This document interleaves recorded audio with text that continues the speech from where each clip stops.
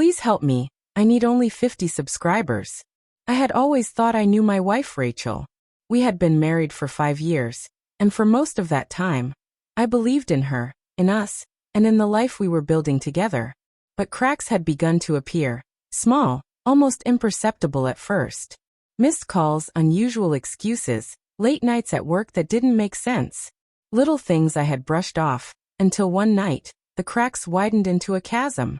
It started with a simple question I had been holding inside for months. Rachel, why did you marry me? I expected hesitation. Maybe even a romantic answer reflecting love or commitment. What I didn't expect was her pause, her cold look, and then the words that cut through me like a blade. I had no better option.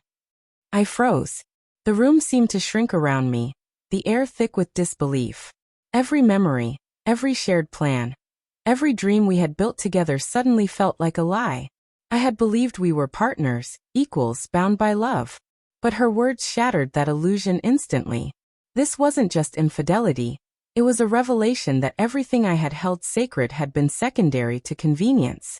I tried to maintain my composure, knowing that anger alone would cloud judgment. I needed clarity, evidence, and understanding. Over the next few days, I observed her carefully, noting the subtle signs of deception. Hush phone calls, deleted messages, evasive answers. The more I paid attention, the more I realized this wasn't a temporary lapse or a misunderstanding. It was a pattern, a life of hidden truths built beneath the surface of our marriage. One evening, as she left for a meeting with friends, I discreetly went through the messages she had left behind. Photos, texts, and interactions pointed to another man. A man she had been seeing, sharing moments with, and hiding from me. Every smirk, every casual excuse, every line of false reassurance became clear in a new light. Betrayal was no longer a suspicion, it was undeniable. That night, I sat in silence, letting the weight of the evidence settle. This wasn't about revenge. It wasn't about confrontation without preparation. It was about clarity, justice, and reclaiming the life that had been quietly undermined. I knew the next step had to be decisive, deliberate, and undeniable. Over the next week, I watched Rachel carefully, paying attention to every small detail, every unexplained absence, every sudden change in tone or mood. Fridays became particularly telling. Those were the evenings she claimed to have plans with friends, yet something in her demeanor hinted at secrecy. Her messages would vanish quickly. Her phone would buzz in her hand but never within my view. And her laughter sometimes carried a tone that didn't reach her eyes when she was around me. I decided to dig deeper. Not out of paranoia, but necessity. Trust had been broken, and I needed to know the full extent of her deception before taking any action. Slowly, the puzzle pieces began to align. Late-night meetups with someone I didn't know, subtle social media hints she thought I wouldn't notice, photos tagged with timestamps that contradicted her story. Each discovery revealed a new layer of betrayal I hadn't anticipated. One evening, while she believed I was occupied at work, I reviewed everything I had gathered. Texts, photos, timestamps, even small clues she had inadvertently left exposed.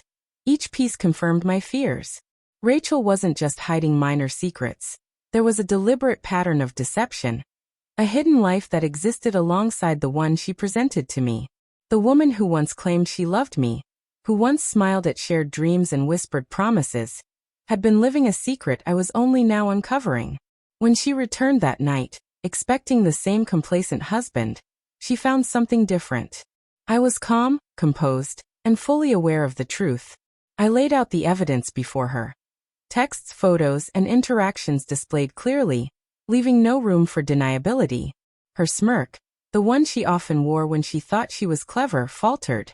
The playful, casual demeanor that had masked months of betrayal was gone, replaced by shock and the realization that her secret life was now exposed. The room was heavy with tension, every second stretching into an eternity. I didn't yell. I didn't plead. I simply let the truth speak for itself. I had rehearsed this confrontation mentally countless times, ensuring that my words and actions carried the weight of the betrayal without being clouded by emotion. This was about clarity, accountability, and reclaiming the dignity she had attempted to undermine. Rachel's eyes widened as she took in the evidence laid before her. The casual confidence she had carried for months, the playful smirks, the teasing remarks, the cold detachment, was gone. She searched my face for anger, for guilt, for some sign of compromise, but found only calm clarity and unwavering resolve. I spoke slowly, deliberately, each word weighted with finality. Rachel, trust is not something you can gamble with. I gave you my years, my commitment, and my belief in us.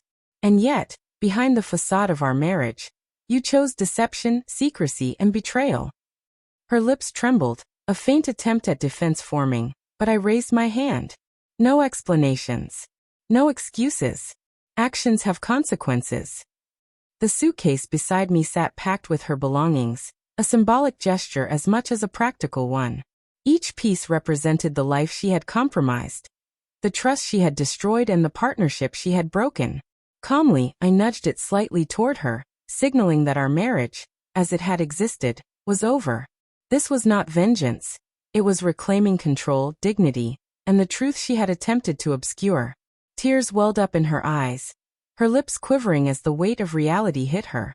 The playful, experimental freedom she had pursued under the guise of convenience now confronted the consequences she could not escape. She understood that the life she had tried to manipulate and hide from me was no longer hers to control. I trusted you, I continued, voice steady and unwavering. I believed in us, in the promises we made. But trust cannot survive in the shadow of deception. You had your chance to be honest, to communicate, to share your intentions. You chose otherwise. And now this is the consequence. Rachel's hands shook as she lifted the suitcase, slowly acknowledging the gravity of her choices. Every step toward the door echoed the reality she had tried to avoid, the betrayal she had concealed, and the life she had jeopardized. As the door closed behind her, I exhaled, feeling a sense of liberation. The uncertainty, the betrayal, and the emotional weight that had built over months began to lift. I had faced deception with clarity and resolve. For the first time in years, I felt free, unburdened, and ready to rebuild a life grounded in truth, honesty, and self-respect. The lessons of trust, accountability, and dignity were no longer abstract. They were lived, understood, and finally resolved.